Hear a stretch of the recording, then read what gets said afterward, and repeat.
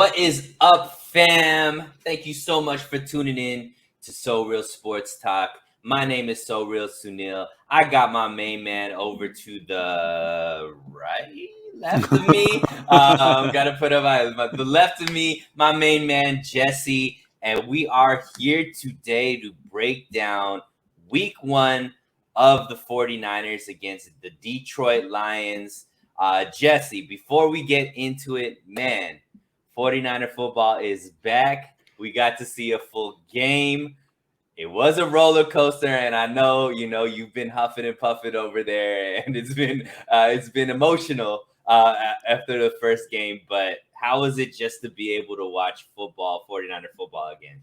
It was fantastic. I mean, it was something that we've obviously been looking forward to for it seems like forever. And, the game has come and gone.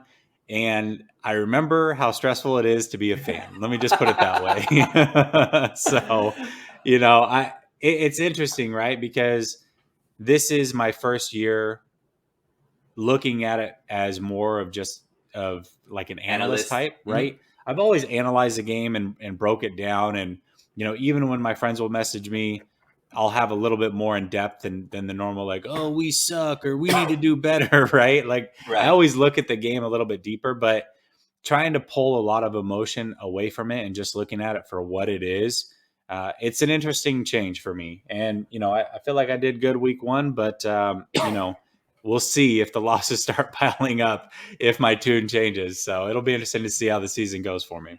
Yeah, well, let's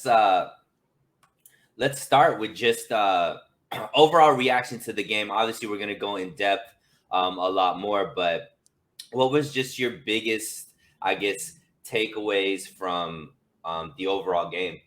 Gosh, man, I don't even know where to start.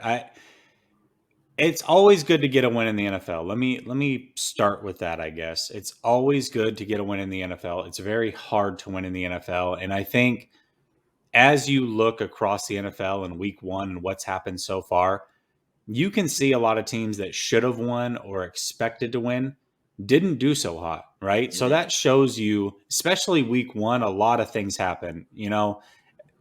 The 49ers, even when they were bad under Chip Kelly and Tom Zula, they were winning week 1. So week 1 is a crapshoot. So to get out of there with a win is always a good feeling. But there's just so many questions that I have for this team. And those questions, quite frankly, aren't going to be answered. It's just one of those things that we have to figure out as we navigate through the season.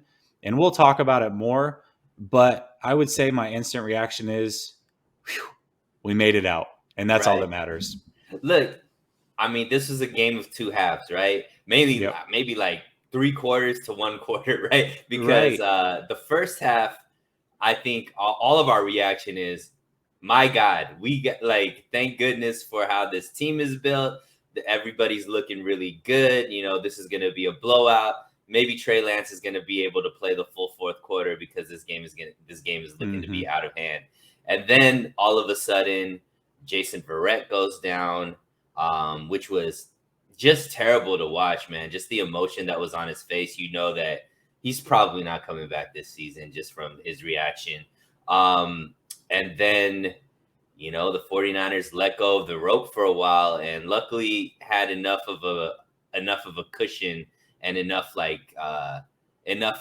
ability to make that one last stop to be able to pull off the victory. But I think that if we look at the first half, there's a different way of analyzing the game. And then if we look at the second half, there's a different analyzing game. So for me, it was kind of like near the end of the game, it's kind of like all your emotions are you're just drained because you're like, I even tweeted, I was like, are we getting punked right now? Like, how is this happening? But I think that this is one of those situations where people could kind of jump off the cliff very easily because of how it ended. But there was definitely a lot of positives as well that I think people forgot just because it happened in the first half. So I think it's kind of like you got to be as emotionless as possible, which is really, really hard, obviously when we're fans. But I'll say this though, too, Sunil. A lot of people I think not watching a game a second time so far, at least for me, the way that I left it is I didn't actually look at it as a tale of two halves. I looked at it as a tale of about 9 minutes in the second quarter, all the way until about 5 minutes left in the fourth quarter. That was one tale. But really, the first 18 minutes, in my opinion, I thought the Lions dominated that game. They stayed in our territory the whole beginning of that game. They left points on the board multiple times. They blew it on a fourth down. They missed a field goal. Like, the 49ers were actually really lucky to have the lead that they had. And I thought early on, I'm going, okay, well, hold on a second. Like, the Lions are gashing the 49ers for run after run after run. And then, obviously they turned it around, the pick six and some other things happened. But even early on, I think the Lions were a formidable foe. And the score may not say it, but as far as the trenches, they were winning in the trenches. The defensive line was getting their butt whooped repeatedly early in that game, and that's what I remember early about the game. Did you see it any different? Heather Taylor actually agrees with you. Super concerned about the run defense. Of course, the loss of Verrett is a killer. I didn't see it that way. I thought that obviously the run defense was what I was most worried about. Obviously, they couldn't stop the run initially, but the defense stopped I think it was like one or two fourth downs, which I don't think was a fluke. I mean, Nick Bosa got in the backfield, which made the running back have to change directions, and he slipped.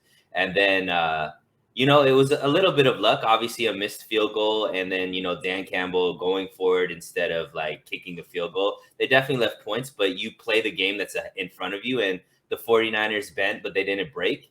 I thought the defense was formidable for 50, however many, like the first 3.5 quarters. Then when Verrett went down, obviously everything changed. Now, when I mean formidable, was there gashing happening? Absolutely. Like they were able to run. But once again, going into this game, I knew that was the one thing that they were going to try to do, because their best players on offense are Swift and Hockensack. I can never pronounce his name. Hockenson, yeah. So I knew that they were going to be decent at the run, because that's the bulk of their offense, right? So if all they're focused on is running the ball, to expect that we were going to be able to necessarily stop the run is kind of naive. However, I think that the 49ers defense was able to make timely stops, and that is something that I think we can't overlook, because everybody's just going to be like, oh my God, our defense is terrible, all this kind of stuff. That's what I'm seeing from Twitter. But I'm like, when push came to shove and they needed to make a stop, for the most part, they made that stop. And I think that is something to hold on to, and something moving forward that we can go back to and be like, look, these guys are still the people that are out there fighting for every play. And when push comes to shove, they're not gonna give up, which is something that I think has always been the makeup of the 49ers for sure. Shanahan.